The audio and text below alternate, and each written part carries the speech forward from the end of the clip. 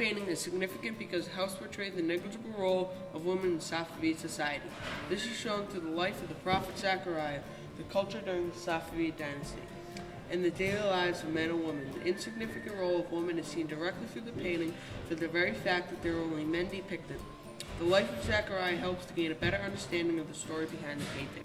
The story behind the painting is as follows. Zechariah worked as a carpenter for most of his life, but later became a prophet of Allah. A big part of his life was his family, but his wife Al-Yashbi was barren and unable to give Zechariah a son. Without a son, there would not be an heir that would be able to hold Zechariah's priesthood of Hekel. Zechariah called upon Allah and asked for a son, because a daughter would not be able to inherit his title. Al-Yashbi later gave birth to a son, Yahya. This is an example of one of women's main purposes in society, to be childbearer. Zechariah preached quite often about Allah and miracles, but the Israelites mainly ignored him and became irritable toward his continuous teaching. His annoyance led to his eventual death. The Israelites had later decided to kill him, but in an attempt to save himself, Zechariah hid in a tree.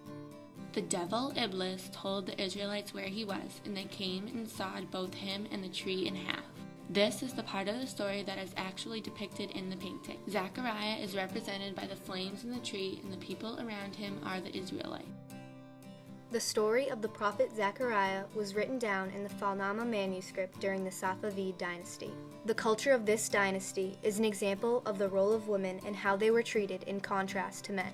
The clothing that was worn is one of the most prevalent examples. Women would usually have to be covered in clothing that would not reflect their body shape.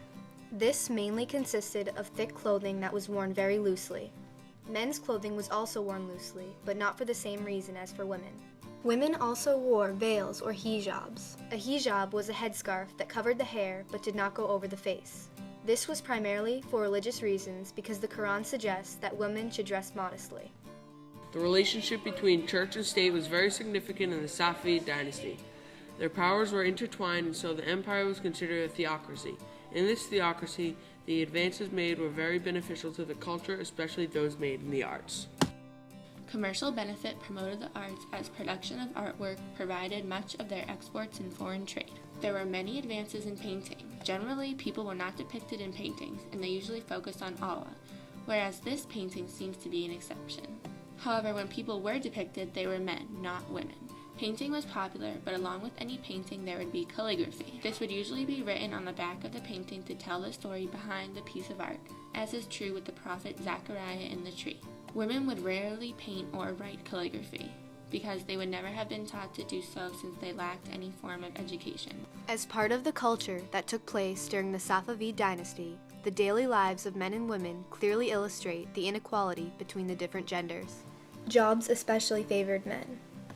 Typically, most men became stonemasons, artisans, or carpenters, while the women stayed home.